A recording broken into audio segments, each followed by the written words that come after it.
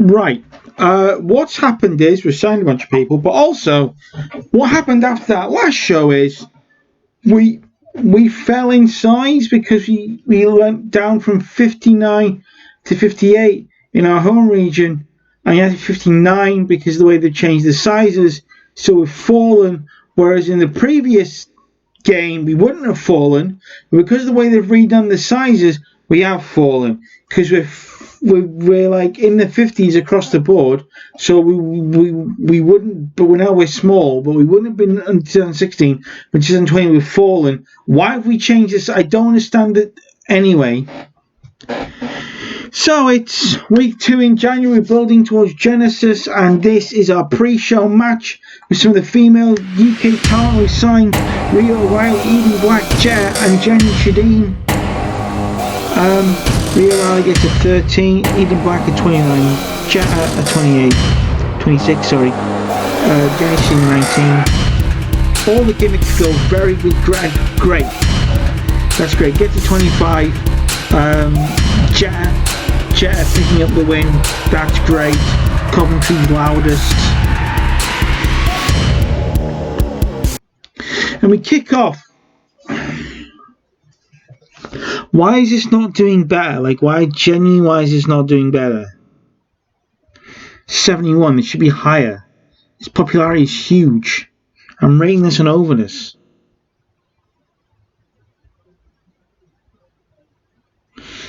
Lack of anything interesting happening in this segment is a problem. He announced a flipping tournament. What do you want him to do? Like, I've announced a TNA tag team title tournament. What do you mean lack of anything interesting? I don't know. This is new to me. I don't understand it. He announces a tournament.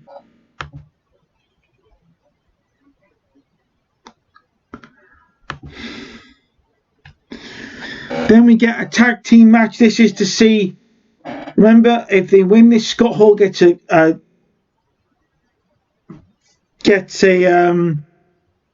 contract, and he gets and they get in the tournament. And Nash and Hall do beat Lethal Consequences in 3 minutes 43, and Kevin Nash pins Consequences the jackknife powerbomb.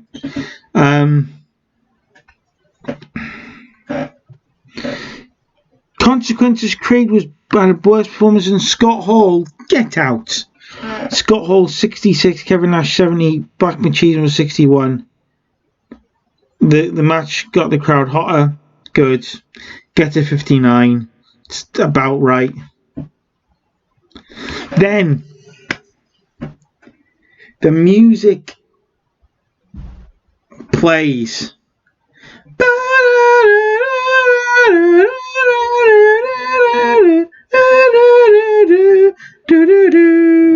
Bow, bow, bow. And out comes the returning Booker T, Scott Steiner, Kurt Angle, and Sting. And they go to Kevin Nash, and he's like, "The Mafia are here. The Mafia return when we are needed, and we are needed now. It's a strange time, Kevin. A strange time indeed. Hogan and Nash are here, and you and I and Scott and Booker, we know what it's like to work under Bischoff. It's all new for Kurt, but Kurt knows what it's like to work under Bischoff too. But we worked under him in Atlanta. We worked under him at you know where. We want to make sure that doesn't happen to TNA, because you don't have TNA. So Nash, you got a choice. You're either with the band or you're with the Mafia. Well, you know, I love and respect you guys. And Sting, let me know if you want back in the pack. You too, Scotty boy. But I gotta go with my blood. For life. It's for life. I'm with the band. Nash chooses the band. Kevin Nash improvised well. Sting enjoy the freedom. They all did well. He gets an 80. Lovely. So we move on to our next segment, which is an 89. Fantastic. We got backstage and Hogan's like, the Mafia are here. Why are the main event Mafia around, brother? Why is everyone jumping on me? Why is everyone not trusting me? In walks Ric Flair. Woo! The Nature Boy. The Nature Boy! You know why I came to TNA, Hogan? You know why I said yes? You know why I took the contract? I was retired. I was out. If any time wrestling had a perfect exit, it was mine, right? But I'm back, and the reason I'm back is, one, I live for this business. Cut me, I bleed wrestling. I'm a wrestling god, and I should be in wrestling. But Hogan, I'm here to keep you honest. I think you're coming here for the right reasons, but I want to make sure that you stay true to your word and that everyone gets a fair shot and a clean slate. We get a match. Jeff Hardy is in ring return. He returned last week. He takes on Christopher Daniels and beats him with the Swanton Bomb in 12 minutes 52. Daniels and Hardy have pretty good chemistry. Great. We get 71 for the match. Fantastic. This match I thought would be better. 59. An exceptional match. Samoa Joe defeated Doug Williams in 15 minutes 27 with a Coquina clutch. Joe with a 74, Doug Williams with a 63, only got a 59.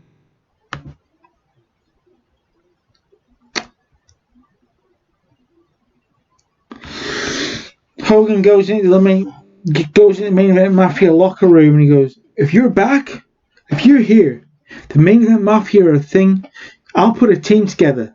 I'll find some guys. You can wrestle tonight. You can wrestle as a team. 5-on-5, because I know Rick's around here somewhere, Scott. I know he's here. Like, yeah, he's here. Rick Steiner confirmed in the building. Then we come. About that great heat and good wrestling, Sean Waltman defeated Suicide in 10 minutes 37 by pinfall with a sit-out facebuster. Waltman, it was announced during the match that Waltman would get a contract to beat Suicide, and Waltman has a TNA contract.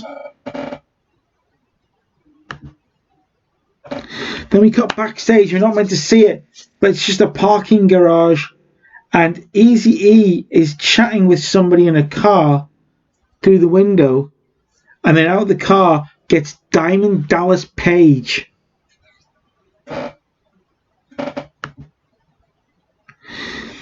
In a bout that had fantastic heat and great wrestling, Awesome Kong defeat Angel Williams in 9 minutes 27 by pinfall with a flying splash. Williams got a 61 and Kong got a 62. Great gimmick. They've got pretty good chemistry. 30 for the segment. Wow. Why do I keep getting the lack of anything interesting happening in this segment? Right? I'm obviously not setting up these angles correctly. Angel Williams is attacked by the beautiful people until a save is basically Angel Williams is in the ring. Lacey Van Erich, Madison Rayne, and Velvet Sky come out, and they're the new beautiful people, and they start beating on Angel Williams. And then across the barrier into the ring comes Candice Michelle, who makes the save. What a women's division, guys.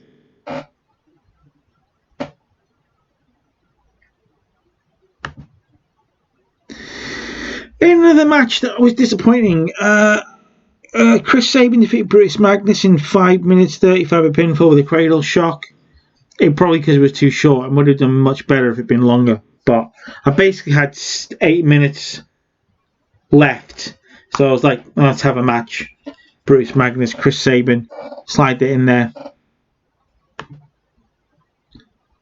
Then the lights go out after the match and all you hear is nobody move. Nobody gets hurt.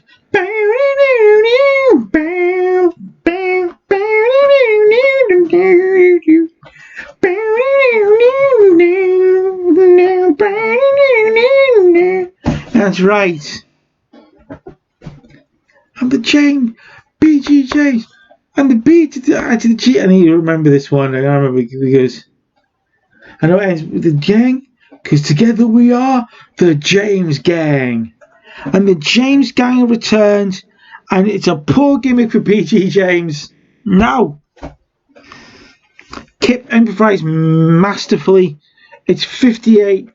The James Gang are back. In our main event, the main event Mafia taking AJ Styles, Jeff Jarrett, Kip James, Bobby Lashley, and BG James. In an exceptional match, the main event Mafia defeat them when Kurt Angle pinned BG James. Let's go through the performances. Angle gets an 86, Booker T gets 73, Sting 81, Scott Steiner 71, Rick Steiner 41, BG James 42, Lashley 67, Kip James 37, Jeff Jarrett 74, AJ Styles 77. Are we all looking forward to the inevitable Nasty Boys James Gang match? What a match that is going to be. I'm predicting 30. 30 for that match is what I'm predicting. Explosion? No. Impact.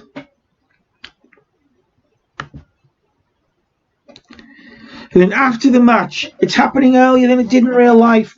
Part of me wanted to wait until March, but was signed him, and he won't be happy if he didn't wrestle till March. Hulk Hogan says to Kurt Angle, you earned a title match at Genesis, the world title, and I'm going to tell you who your opponent is going to be. Rob Van Dam, the whole effing show. Rob Van Dam, and Rob Van Dam is here.